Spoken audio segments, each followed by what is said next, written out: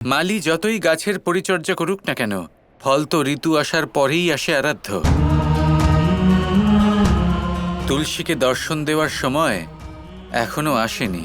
কিন্তু প্রভু ও ঘোর তপস্যা করে আমাকেও বিবশ করেছে। এই অবস্থায় শুধু আপনিই সাহায্য করতে পারেন। সাহায্য তো আপনাকেই করতে হবে আরাধ্য। আর সাহায্য বলতে আমি এটা বোঝাতে চাইছি যে আপনাকে তুলসীকে রক্ষা করতে হবে। রক্ষা? কিন্তু কিসের থেকে? ওর সংকল্প থেকে। ওর সংকল্প অত্যন্ত দৃঢ়, এতটাই যে ও নিজেকেও শেষ করে দিতে পারে, ও নিজেকে জ্বালিয়ে দিতে পারে। কিন্তু তা যেন না হয়। আপনাকে ওকে ততক্ষণ রক্ষা করতে হবে যতক্ষণ না ও সত্যের সাথে অবগত হচ্ছে। যথা আপনার আজ্ঞা প্রভু, এমনটাই হবে। সত্য জ্ঞান লাভ করার পূর্বে তুলসীর মৃত্যু হবে না। এখন এটা আমার উত্তরদায়িত্ব। আমাদের উত্তরদায়িত্ব।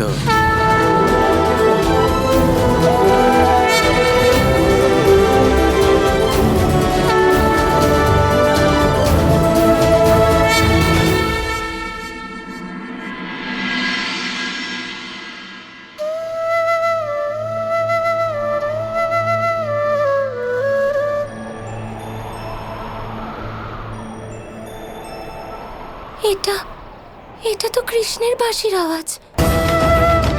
কৃষ্ণ ফিরে এসেছে।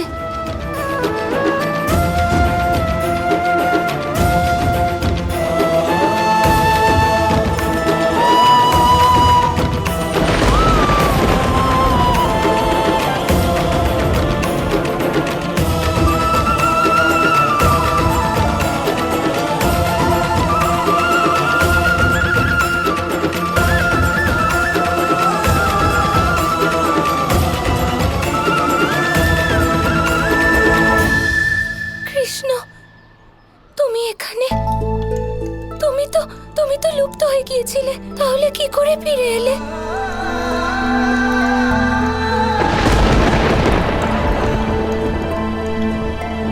তুমি? তা নয় তো আর কি হবে। তবে আমি না আপনাকে কখনো বুঝতে পারি না। আপনি আমাকে বললেন যে নিজের মুখও দেখিও না, বাকি এখান থেকে চলে যাও। আর যখন আমি চলে এলাম, আমাকে দেখতে পেয়েই আপনি দৌড়ে চলে এলেন। তোমাকে দেখে কেন ছুটে আসবো? আমি তো কৃষ্ণকে দেখলাম। কাকে দেখেছেন? কৃষ্ণকে। আপনার কি মাথা খারাপ হয়ে গেছে? আমার কেন মাথা খারাপ হতে যাবে? আর তুমি আমাকে ভুলেও এসব বলো না। তোমার জন্য দ্বারকাবাসীর কাছে আমি মানসিকভাবে অসুস্থ। আর আমি তোমায় বলেছিলাম না, আমি তোমার মুখও দেখতে চাই না। দেখুন, এতটাও খারাপ নই আমি। আমার মুখ কতটা মনোমোহক দেখুন। এই মুখ তো শুধু আমিই দেখতে পাচ্ছি। যদি বাকিদেরও দেখাতে, এইসব সহ্য করতে হতো না আমার। কেউ আমাকে বুঝতেই চাইছে না। সবকিছু তোমার জন্য হয়েছে বাকি। তাহলে সেটা ঠিক করে দেওয়া যাক। এইবার আমি আপনার সাথে গিয়ে সবাইকে স্পষ্ট করে বলে দেব যে আমি কোনো কল্পনা নই, বরং আমি হলাম খুব বড় এক ব্যবসায়ী যার নাম হলো বাঁকে বিহারী। সেই বাঁকে বিহারী যে প্রতিমা খুঁজতে আপনাকে সাহায্য করছে। তুমি কি সত্যিই আসবে সবার সামনে? এটা স্বীকার করবে তো? আমার চোখের দিকে তাকিয়ে বুঝে নিন আমি সত্যি বলছি কিনা।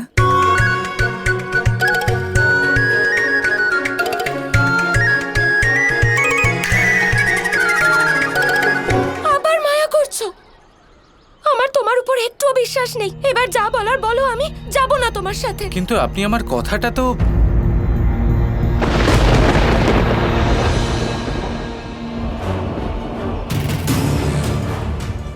আর্য শাম্ব, আমি আপনার লক্ষ্য একলা পূর্ণ করতে পারবো না।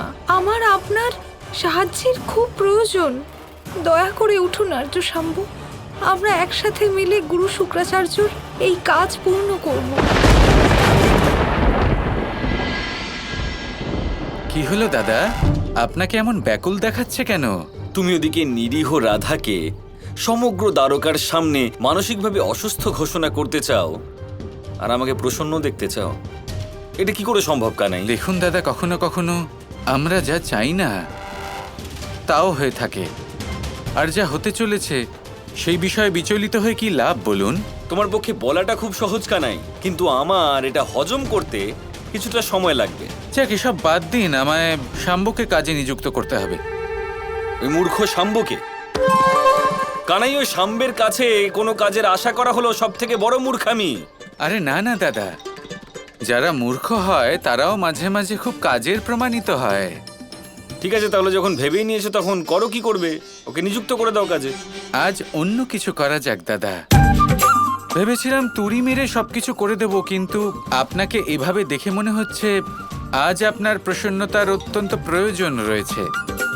তাই আজ এই কাজ আপনি করুন। আপনি যান শাম্বর কাছে আর ওকে তুলে দিয়ে আসুন।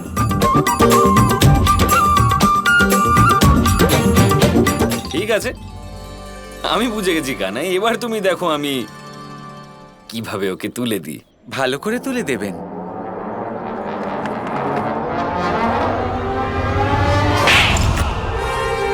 আর্য শাম্বু,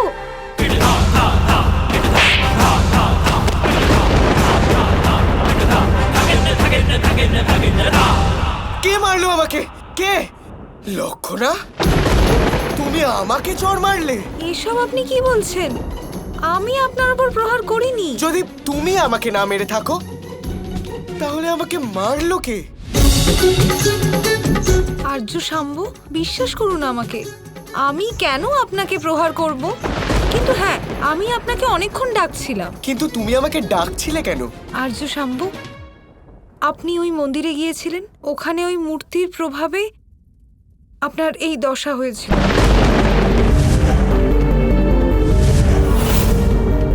হ্যাঁ লক্ষণা, ওই মূর্তি নিশ্চয়ই মায়াবী ছিল। ওর চোখে নিশ্চয়ই কোনো সম্মোহন ছিল। ওই প্রতিমার ব্যাপারে আপনার কথা না বলাই ভালো। এমনিও ওই প্রতিমা লুপ্ত হয়ে গেছে, ভালো হয়েছে লুপ্ত হয়ে গেছে।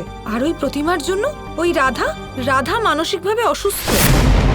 আর্য শাম্বু, আপনি জানেন রাধা কোনো এক অদৃশ্য পুরুষকে দেখতে পাচ্ছে, যে বাস্তবে নেই। কিন্তু আর্য শাম্বু, আমি এই বিষয়ে সুযোগ নিয়ে একটা পরিকল্পনা করেছি। আমাদের প্রমাণ করতে হবে রাধা মানসিকভাবে অসুস্থ। তারপর আমরা রাধাকে দ্বারকার বাইরে একটা আশ্রমে নিয়ে যাব। তারপর ভাবুন কি হবে, রাধাকে আমরা ওখান থেকে লুপ্ত করে দেব। হ্যাঁ লক্ষণা, তুমি ঠিকই বলছো। আমার জীবনের সব থেকে বড় কাঁটা হলো ওই রাধা। কিন্তু ওকে লুপ্ত করবে কে? এই ব্যাপারে তো গুরু শুক্রাচার্য আমাকে কিছুই বলেননি। কিন্তু হ্যাঁ, উনি আমাকে এটা বলেছিলেন যে সময় এলে পরে আমরা সবকিছু জানবো। তাহলে তো এর একটাই অর্থ, যে আমাদের যে করেই হোক রাধাকে বিকারগ্রস্ত ঘোষণা করতেই হবে। নিশ্চয়ই আর্য শাম্বু। আচ্ছা, এবার তুমি আমাকে এটা বলো কানাই, যে তুমি এই মূর্খ শাম্বকে কোন কাজের জন্য জাগিয়ে তুললে? একটা অত্যন্ত বিশেষ কাজ আছে যা শাম্বকে করতে হবে, সেই জন্যই তো আমি শাম্বকে জাগ্রত করেছি। যাক, করেছো যখন, কিছু না কিছু ভেবেই করেছো। ঠিক আছে, আমি আসি। আরে আপনি কোথায় চললেন দাদা? এখনো তো আপনাকে আমার দুটো কাজ করতে হবে। আবার কি কাজ ভেবেছো তুমি আমার জন্য? আরে আপনি আমার দাদা হন, তা আপনার থেকে সাহায্য চাইবো না তো কার থেকে চাইবো? ব্যাস ব্যাস ব্যাস ব্যাস ব্যাস, আর বেশি কথা বলো না কানাই। কি কাজ করতে হবে সেটা বলো। দেখুন, প্রথম কাজ হলো যে রাধা অত্যন্ত রেগে রয়েছে, তাই তো ও গিয়ে কাউকেই বলবে না যে আমি রয়েছি। কিন্তু এই কাজ তো করতেই হবে, তাই এই কাজ আপনি করবেন। দ্বারকায় গিয়ে সকলকে আপনি বলে দিন যে আমি আছি। ঠিক আছে, আর অন্য কাজটা? এটা জানার পরে সকলের মনে প্রশ্ন আসবে, সবাই আসবে আমার সাথে দেখা করতে, কিন্তু রাধা আসবে না। ওকে আপনি নিয়ে আসবেন। আচ্ছা, আচ্ছা শুনুন, আমার কাজটা ঠিক করে করবেন, বিগড়ে দেবেন না। বিগড়ুরাম।